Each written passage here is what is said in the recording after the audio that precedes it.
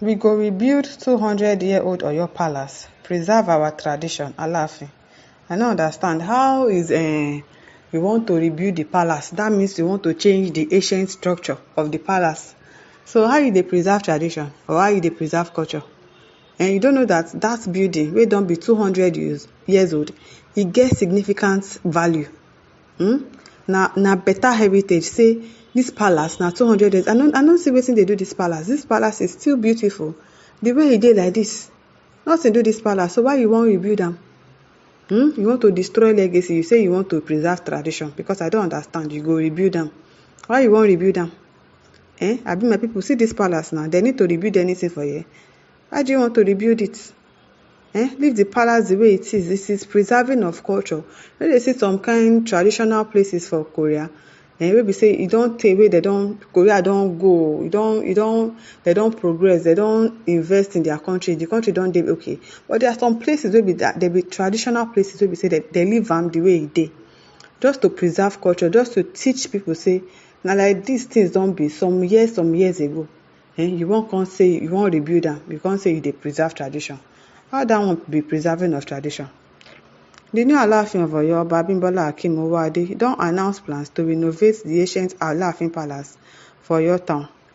Im describe am as long overdue for reconstruction, while im dey assure say all the projects go retain its traditional and cultural heritage. Oh, we don hear you. If you like, make you no retain am. Speaking for interview published by Nigerian Tribune on Saturday, Oba Owode note say the palace, originally built almost 200 years ago by Atiba Alasunbosu, the first Alaafin for the present-day Oyo, e never undergo major construction because e no need. You know, say all those times, those ancient buildings, they use strong things, they build them. That's why if you go to some houses in the villages, they're strong die. You no fit collapse. You no fit collapse because they use better quality this thing to do am. So this palace where they see is beautiful. I don't think it needs any restructuring, abi reconstruction, abi anything where you say you want to.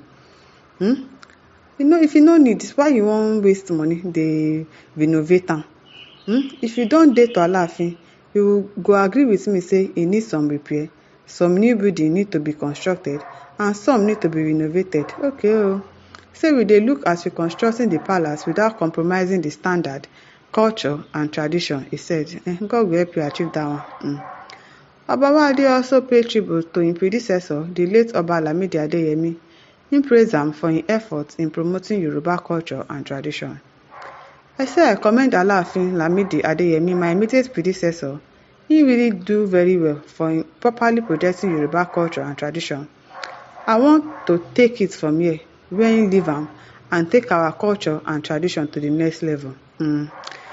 Reflecting on his journey to the throne, the monarch revealed say he initially turned down the offer to contest for the Alaafin title. You sure? Okay. He said I dey Canada when my family, the Mogaji, called me and asked me if I want participate in the contest for the next Alaafin. I said I no dey interested. Now so that movie we will watch now, 7 Doors. He said I no dey interested though to contest for the next Alaafin. I said I no dey interested. He said, but after some persuasion, I agree. Thank God say I dey here today as Alaafin, and I dey Oyo to stay. Oba Owode wey don live abroad for over 20 years, 9 of which be England, another 12 years for Canada. He disclosed say he received news of his selection while he dey asleep for Canada. He said around 5 o'clock Canadian time, I wake up, I check my phone, I see message from my younger brother with link. The headline dey read, Governor Makinde don approve Prince Abimbola Akeem Owode as Alaafin elect. I think say na prank in recall. Shey na Makinde dey appoint Kabiyesi for Oyo State. Abi no be alright. We no dey do any tradition, culture, whatever again. Na Makinde dey approve. Say he don approve this person to be king. No be Oracle suppose choose. Oracle no dey do anything again. Na wow. He say in agenda for Oyo and Yoruba land na for youth empowerment, peace, unity and cultural preservation. He say the people need job, they need security, they need peace of mind. With immediate concern na the need to get our youth make dem dey gainfully employed and take them off the street. He say that plans dey underway to provide vocational training in crafts, trade and cyber security for both the less privileged and graduates dem.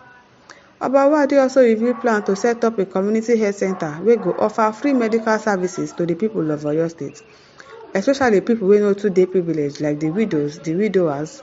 He say I don ship in some hospital equipment and I think say the whole of Oyo State dey aware of this. As part of efforts to honour individuals wey don contribute to Oyo development, the monarch tok say some streets go dey named after notable personalities, both living and the dead. God go help you during this your tenure. God go really help you. My people, how una see make una no forget to like, to share and subscribe. Una bye bye.